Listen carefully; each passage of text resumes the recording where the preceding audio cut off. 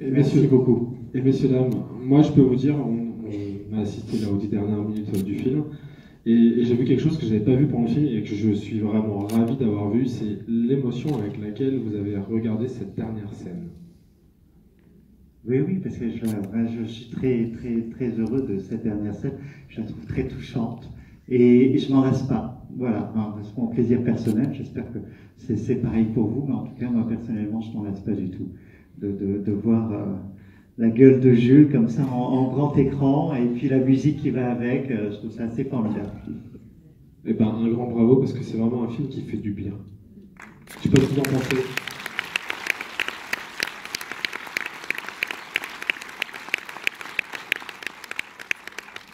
Je pense que pour les fêtes, ça va tomber à point nommé. Vous pouvez en parler déjà dès maintenant, tout de suite, autour de vous. C'est le cadeau de Noël.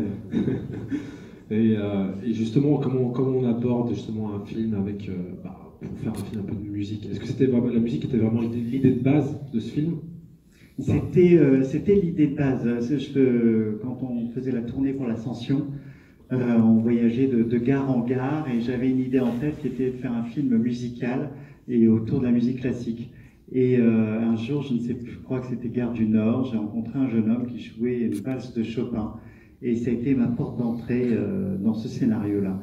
Donc je savais où commençait l'histoire et s'en est suivi ce scénario. Et je voulais vraiment raconter comment il avait appris la musique et ce qu'il deviendrait dans la vie. Voilà. Donc c'est cette personne que vous avez rencontrée, à qui vous avez posé des questions, c'est du coup après Absolument pas, non, c'est juste de le voir jouer une valse de Chopin. Je me suis dit, où est-ce qu'on apprend à jouer du Chopin quand on est aussi jeune et visiblement de banlieue. C'est ça aussi qui m'interpellait en voyant ce jeune homme. Ok. Et alors Jules, comment on arrive dans un projet comme ça? Alors moi j'ai passé le casting et j'ai fait un premier essai. Et ça a marché. J'ai fait un deuxième essai et ça a refonctionné. Donc je me suis replongé voilà, comme ça. Et moi j'ai tout de suite aimé le projet, tout.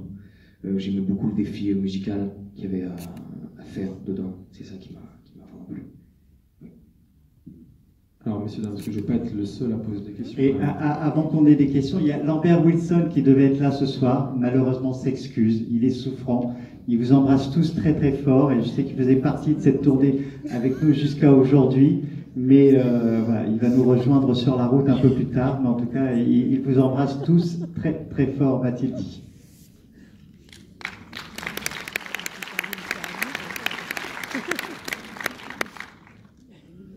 Oui, j'avais une question. Je voulais savoir si c'était vraiment toi qui jouais en fait. Parce que des fois on filme que les mains et en général on filme que les mains, c'est pas du tout. Alors, il y a la magie du cinéma, on peut pas tout dire, mais non, mais j'ai pas mal appris. Moi, j'ai fait 3 mois à l'avance, avec plusieurs heures par jour, avec Jennifer Fischer, c'est une très grande pianiste. C'est sa musique à elle, c'est elle l'interprète c'est son son à elle qu'on entend tout le film. Et c'est elle qui est très forte, et du coup, qui m'a permis de faire ce que je peux faire. Et puis, pour apporter notre réponse à votre question, pour jouer les morceaux qui sont joués, que vous entendez, que Jules joue dans le film, il faut 15 voire 20 ans d'expérience de piano. Donc voilà. C'est tout ce que je dirais. Et puis énormément de travail avant de pouvoir les jouer également. Sachant qu'il a 20 ans. Exactement, je vous laisse calculer. Est-ce qu'il y a d'autres questions, messieurs? Monsieur et Madame Noël, vous n'avez pas une question?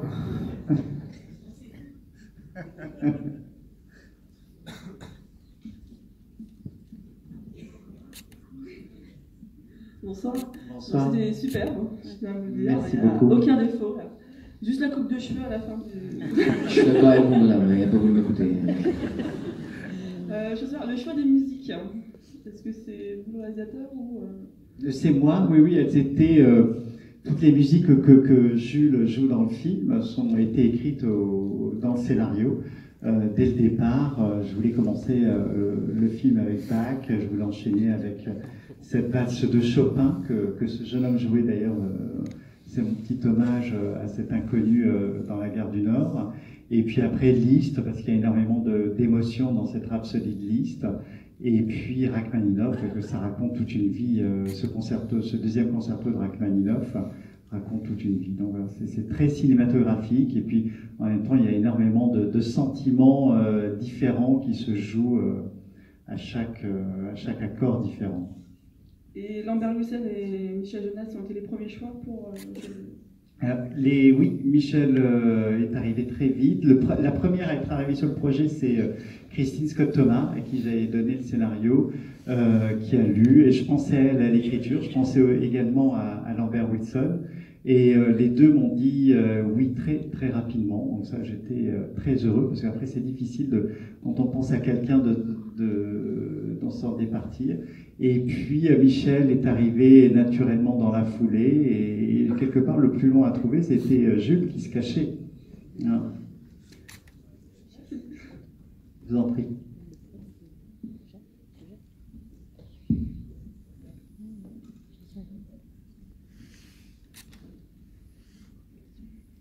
Est-ce qu'il y a d'autres questions, messieurs, dames? Soyez pas timides, hein. Ils sont là pour vous. Et Bruno, tu es là pour courir un petit peu dans l'escalier. Après, il y aura un monsieur au milieu, là. Jules Benjitrit, ma question c'était, est-ce que vous êtes un formidable acteur qui se nourrit d'une passion lui-même de la musique? Parce que si c'est simplement un jeu d'acteur, félicitations d'abord. Donc, vous la vivez comment, vous, la musique, au-delà de ça? Est-ce que ça a porté ce rôle? Maintenant, beaucoup, j'écoutais pas du tout de musique classique avant ce film, maintenant un peu plus. Mais surtout avant le film, il fallait que, avant que j'apprenne tous les morceaux, que je réussisse à les aimer, à les apprécier pour mieux les ressentir. Ça c'était le vrai travail, qui n'était pas facile.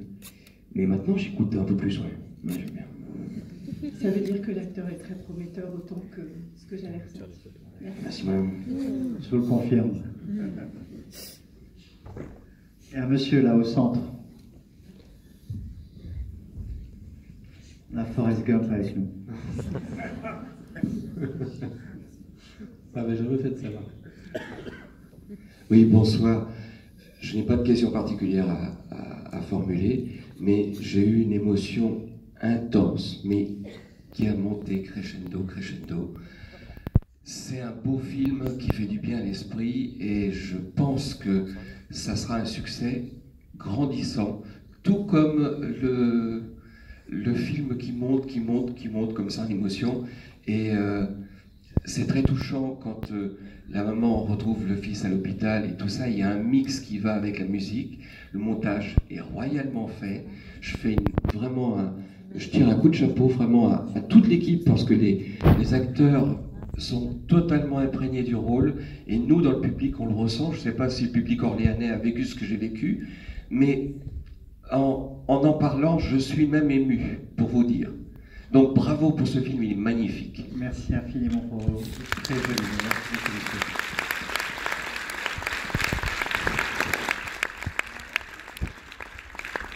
Bonsoir.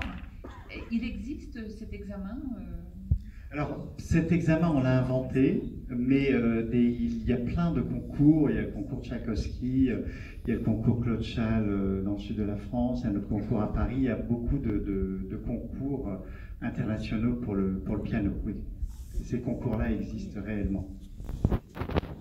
Ils ont 3 ou 4 compositions à présenter et évidemment c'est crescendo en difficulté. Ouais, je vais rebondir aussi sur ce qu'a dit le monsieur, que j'ai trouvé très vrai. C'est vrai que cette montée durant tout le film pour arriver au point culminant qui est vraiment à ce morceau à la fin dans ce théâtre qui est sublime, ça a été vraiment cette volonté de le faire comme ça, crescendo, ce film. Oui, tout à fait, parce que je pense qu'on reste... La musique a une force absolument incroyable, c'est qu'elle a une force émotionnelle qui unit tout le monde.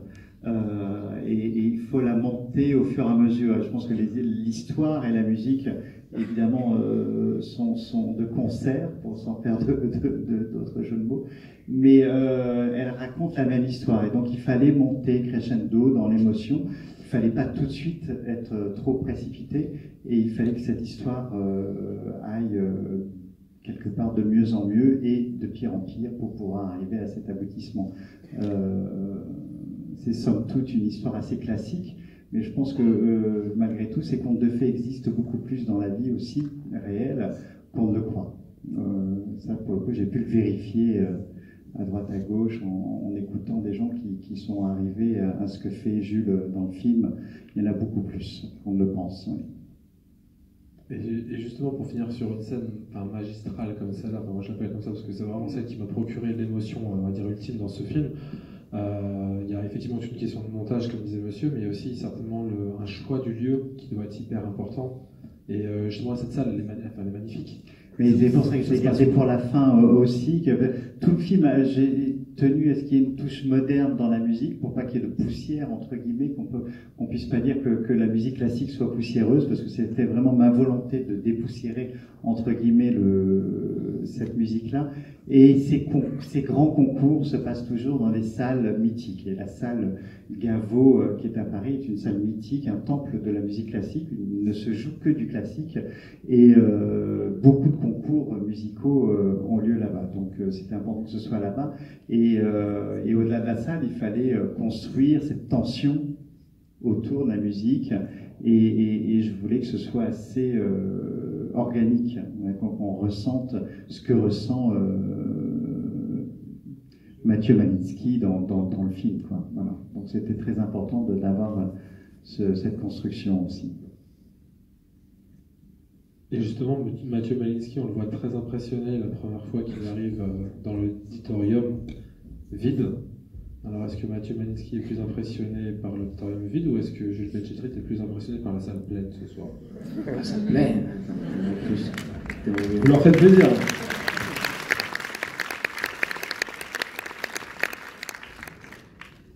Est-ce qu'il y a encore des questions, monsieur Dame? Là-bas. Oui, je voudrais savoir, d'abord, félicitations bien entendu pour le film, hein, qui est très prenant. Je voudrais savoir est-ce qu'il existera un CD correspondant à tous les... Et il devrait sortir un peu après le film, oui. Ouais. Je ne sais pas si ce sera sur un support physique ou si ce sera sur une plateforme, mais en tout cas, oui, il y aura toutes les musiques du film. C'est pas un cadeau que vous pourrez mettre au pied du sapin, mais c'est un cadeau que vous pourrez offrir pour la bonne année, par exemple, l'année prochaine. Les Noëls, toujours pas de questions?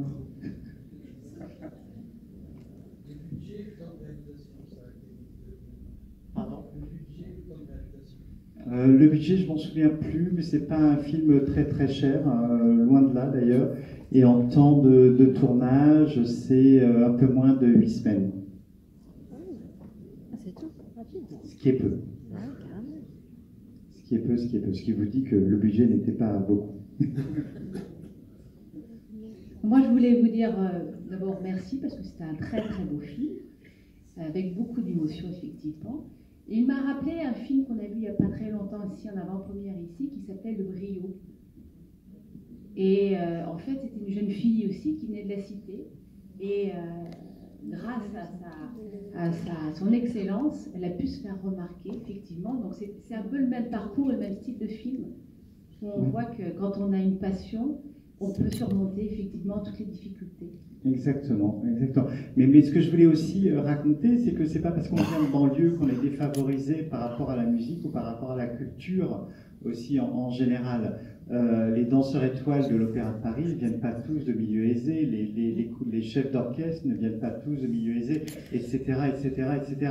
Donc vraiment, il y a une véritable mixité dans notre pays.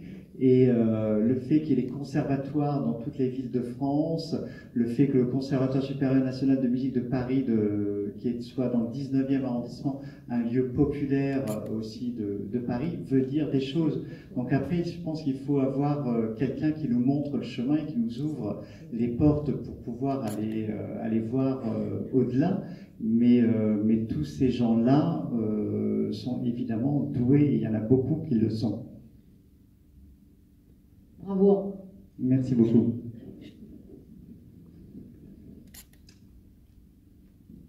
En plein milieu. Vous le faites qu'un les soirs.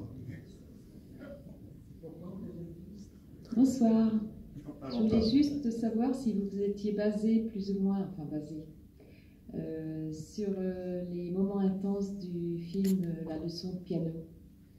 Sur Non. les moments musicaux. Oui, mais non, pas du tout. Vraiment, pas du tout, pas du tout. Je me suis basé sur aucun film musical. Parce que ça reflète un petit peu la même ambiance, je dirais, au niveau sentiment, au niveau... Il y a toujours de l'émotion dans les films qui parlent de musique classique de toute façon. Mais je connais bien ce film, mais je n'ai pas du tout regardé de film qui traitait de musique classique ou qui traitait de piano ou d'un autre instrument d'ailleurs pour l'écriture et la réalisation du film. Je voulais vraiment je voulais pas me laisser imprégner par des choses qui me resteraient à l'esprit. Je voulais avoir une vision claire et limpide de ce que j'avais envie de faire moi et de montrer moi dans ce film. Voilà. Mais j'adore La leçon de piano. Je trouve que c'est un film absolument somptueux. C'est pas pour rien qu'il a gagné la Palme d'Or il y a quelques années, voire beaucoup plus. Mais il y a Shine aussi qui parle de musique. Il y a évidemment Amadeus que j'aurais pu regarder. Il y a pardon. Whiplash, absolument, mais c'est pas du tout le même genre non plus. Dans un autre genre beaucoup plus violent. Ils sont multiples les films musicaux. Mais après, il faut que chacun ait son identité. Donc voilà. Donc pour garder la mienne, j'ai évité de regarder ce genre de film. Voilà. D'accord. Donc c'est votre propre Tout à fait. culture. Mais je suis très flatté que vous le fassiez la référence à La leçon de piano parce que c'est vraiment un très grand film. Un très grand film. C'est vraiment magistral et puis au niveau des acteurs également. Le jeu Merci de tout le infiniment. monde, une belle équipe.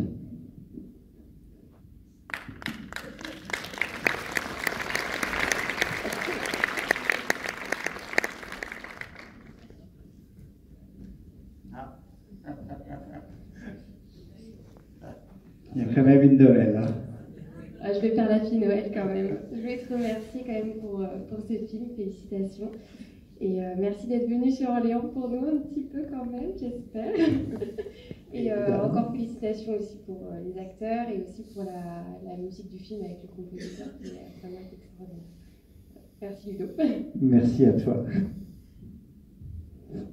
C'est ma nièce. J'ai des espions dans la salle.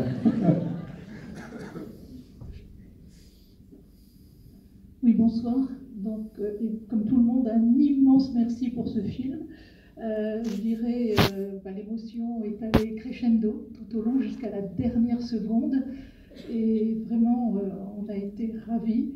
Mais je voulais aussi vous dire qu'à Orléans, il y a tous les 2 ans un concours international de piano qui réunit d'immenses talents. Et donc, c'est pas la peine d'aller forcément à la salle Garot. C'était à côté de chez moi, donc c'est pour ça. Donc, il faut découvrir la salle de l'Institut, qui accueille aussi une année en alternance avec le concours international adulte, un concours pour les très jeunes talents. C'est génial, c'est voilà, absolument merci. merveilleux. Voilà. Et vous travaillez dans la musique, vous êtes musicienne? Du tout, je fais partie de l'organisation de ce concours et voilà, il mérite d'être connu parce qu'il a par exemple, Takuya Utaki, où on a reçu encore dimanche dernier, au Shihohan, et voilà, c'était juste magique. Voilà. Et la musique est magique, voilà, où qu'elle soit. Merci beaucoup. Merci à vous. En tout cas, vous avez trouvé le parrain de la prochaine édition. Je viendrai avec grand plaisir. Allez, est-ce qu'il y a peut-être une dernière question? Sinon, juste tout en bas, Bruno. Comme ça t'auras fini ton tour. Alors, 2 questions.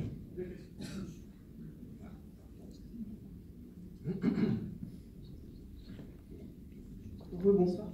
Je veux savoir, vu que Lambert Wilson est chanteur et Michel Jonas enfin, auteur aussi, est-ce qu'ils vous ont donné quelques indications ou est-ce qu'ils ont donné leur avis sur la façon de jouer ou bien...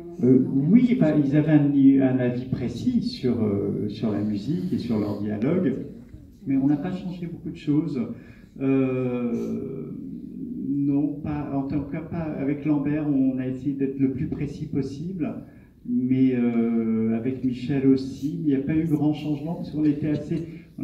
J'avais déjà beaucoup travaillé avec beaucoup de musiciens en amont pour pouvoir décrire la musique, parler de musique, et puis que tous les cours de piano soient réels, soit les cours de piano qu'on fait au conservatoire de Paris, donc enfin, dans tous les conservatoires d'ailleurs.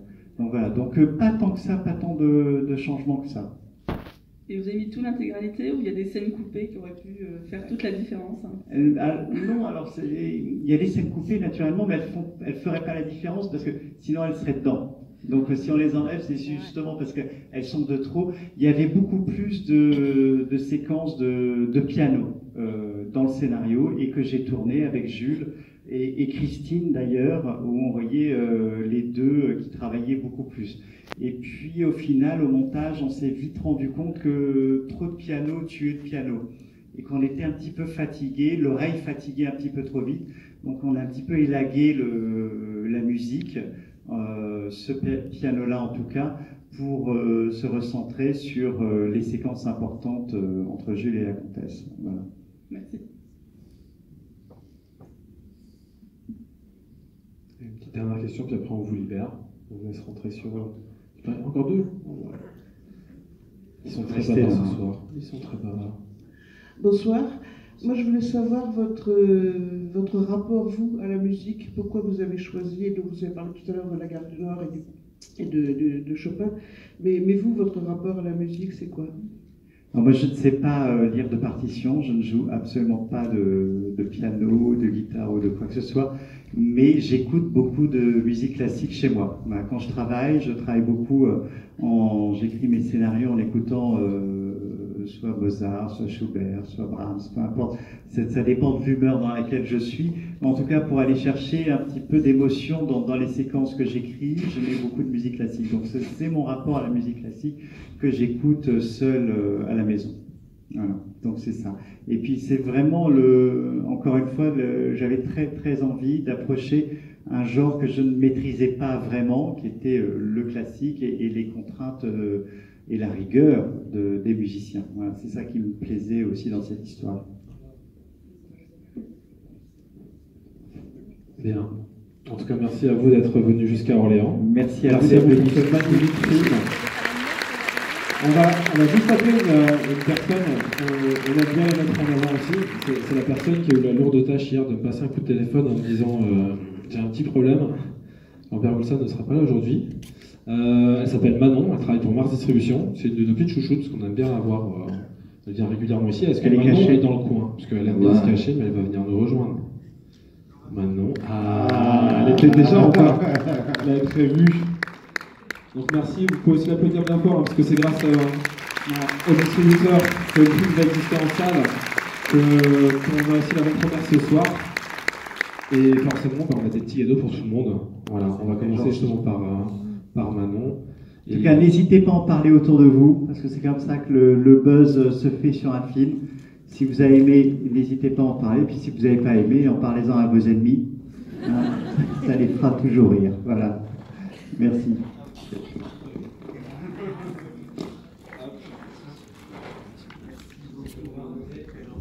Et des chocolats, parce que j'ai vu que vous étiez très gourmand aussi. Donc les chocolats de notre chocolatier favori qui s'appelle Sébastien Papillon, qui n'est pas là ce soir, mais qui m'a dit de bien vous saluer chaleureusement. Merci infiniment. On se donne rendez-vous l'année prochaine pour le prochain film. Absolument, je serai là. Voilà, à bientôt. Messieurs, dames, si vous voulez faire des photos, bien sûr, évidemment, il n'y a pas de problème. Bonne soirée, on vous donne rendez-vous dimanche pour l'avant-première de Mia, avec Mélanie Laurent, avec Dana Devillers et avec Gilles Demestre qui seront présents. Merci messieurs, dames, bonne soirée à vous. Merci beaucoup.